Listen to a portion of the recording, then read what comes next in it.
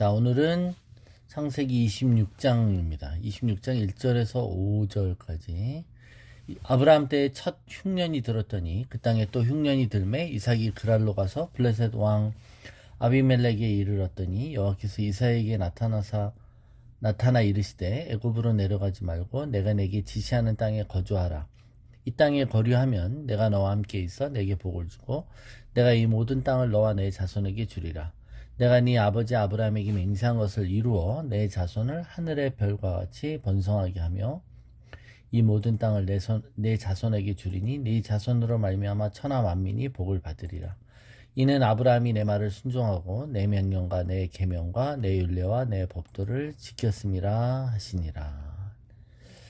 네, 드디어 창세기 26장으로 넘어왔습니다.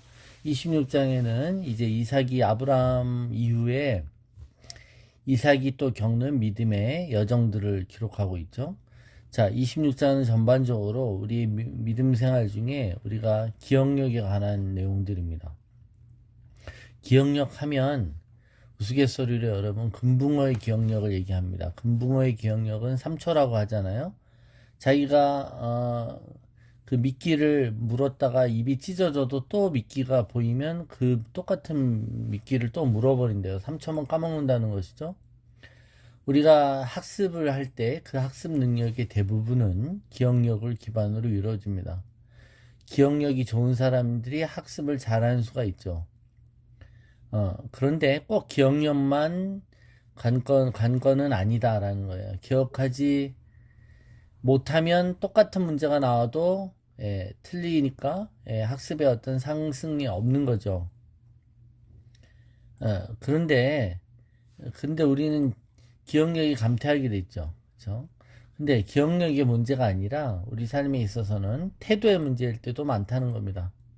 학생들이 기억력은 좋은데 시험을 보고 자기가 틀린 것들을 왜 틀렸는지 안 찾아본다면 기억력이 좋고 아무리 똑똑해도 똑같은 문제가 나오면 또 틀리게 돼 있다는 겁니다. 우리 인생에서도 비슷하죠. 인생에서 여러 가지 시련과 시험을 만날 때 우리에게 필요한 것은 영적인 기억력과 그 무엇을 틀렸는가 점검하는 영적인 어떤 그런 반성, 그죠? 반추하는 능력일 수 있어요.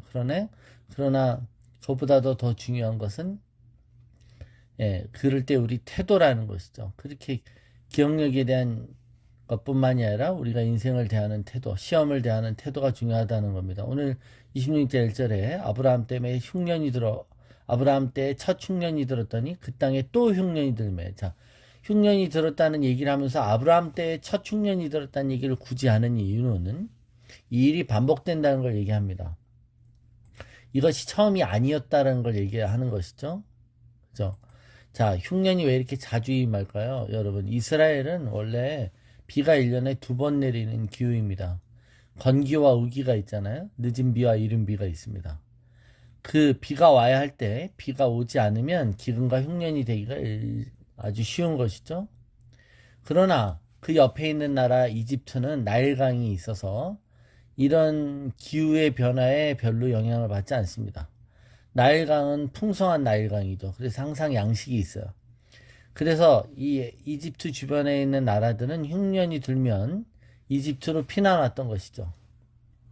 자, 이삭은 자기가 거하는 땅에 흉년이 들자 부엘라 헤로이 자기 거하는 땅을 떠나서 애굽으로 가던 중에 하나님으로부터 옛날에 아브라함이 들었던 경고와 축복의 약속을 동일하게 듣습니다. 그게 2절부터 5절 내용입니다.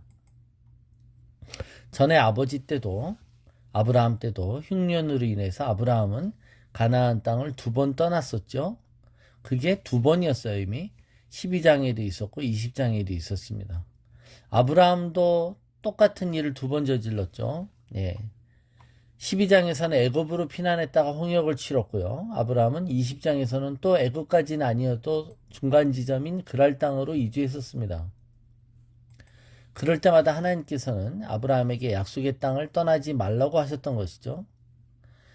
여러분, 믿음으로 자기가 원래 거하던 갈대아 우르의 본토 친척 아비집을 떠나라고 하셨던 분이시죠. 그래서 아브라함을 또 떠났던 사람입니다. 그러나 이제 아브라함에게 하나님은 믿음으로 흉년이 들어서 먹을 것이 없어도 떠나지 말라고 하십니다. 우리가 어디로 가야 될지, 어디에 남아야 할지, 이 모든 것은 믿음으로 결정해야 되는 거고, 그 믿음은 하나님의 말씀을 들음으로 되죠. 하나님이 말씀하시면 가고, 하나님이 말씀하시면 머무는 것입니다. 믿음은 그래서 미래에 대한 약속과 소망으로 인해 현재 천편일률적인 선택을 하는 게 아니라 현재 그때마다 다른 선택을 하는 거예요. 그때는 그랬고 지금은 다르다. 네, 그럴 수 있습니다. 왜죠? 우리는 오직 하나님의 음성과 하나님의 지시를 받기 때문에 그렇습니다. 자, 이 똑같은 일이 아들 이삭 때에도 일어납니다. 그러자 하나님 아버지께서는 아브라함에게 해주셨던 약속을 그대로 이삭에게 또 들려주십니다. 자, 그런데 이 약속을 이삭이 처음 들었을까요? 아니죠. 아버지로부터 수없이 들었을 거예요. 아버지가 살았을 때 자기가 하나님께 들었던 음성을 이삭에게 수없이 말했을 거예요. 또 아버지가 그 음성을 듣고 그 음성대로 살았을 때와 살지 않았을 때의 그 변화나 그런 변수들을 간접 경험했었던 것이 이삭이었어요. 그런데 정작 자기 일이 됐을 때 이삭은 다 까먹는다는 거죠. 물론 이삭이 다 까먹었어도 자기가 직접적으로 경험한 부인할 수 없는 아주 놀라운 경험이 있죠. 22장의 모리아산에서 아브라함이 자신을 바치려고 했던 것. 물론 여기엔 이삭의 순종과 헌신도 있다고 그랬습니다. 그럴 때 하나님이 해주셨던 축복의 말씀은 이삭도 같이 들었던 거잖아요. 절체절명의 순간 속에 순종으로 했을 때 그때 축복해 주시는 여호와 이레의 그 경험을 했던 아브라함과 이삭이었어요. 그렇게 온몸에 각인되었던 하나님의 음성을 들었던 이삭도 흉년이 들어서 먹을 것이 없자 그 팍팍한 현실 속에 하나님의 약속은 온데간데 없고 그 시련을 견디지 못하고 하나님의 약속된 장소를 떠나 다른 곳으로 가는 것입니다. 그죠? 그게 인간의 모습이죠, 여러분. 우리가 하나님의 약속을 갖고 있고 하나님의 축복을 많이 경험했어도 또 어려움이 오면 우리 나름대로 삽니다. 또 환난이 오고 고난이 오면 하나님의 약속은 온데간데 없고 불안과 염려와 두려움만을 붙잡습니다. 그러나 하나님께서는 친절하게 다시 나타나셔서 순종하는 자가 받을 복을 한 번 더 말해 주십니다. 그렇죠? 여기에 하나님의 성품이 있습니다. 하나님은 성실하십니다. 하나님이 우리에 대해서 성실하셔야만 우리는 우리의 이 나쁜 기억력과 이런 불충성됨과 믿음 없음을 하나님이 커버해 주시는 것이죠. 그렇죠? 하나님은 오래 참으십니다. 그러기에 우리의 반역과 우리의 이 게으름을 통해서도 하나님은 우리를 인도하고 계시는 것이죠. 하나님은 이삭에게 또 설명해 주시고 또 다시 설명해 주십니다. 우리가 영적인 기억력이 희미해서 또 믿음의 선택을 못하고 불안과 염려와 두려움을 붙잡을 때 하나님은 또 나타나셔서 우리를 격려하시고 인도하십니다.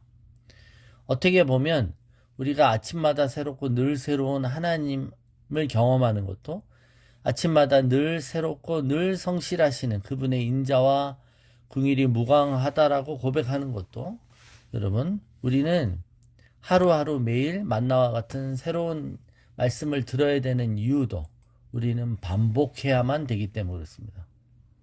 아무리 기억력이 나쁘고 그죠?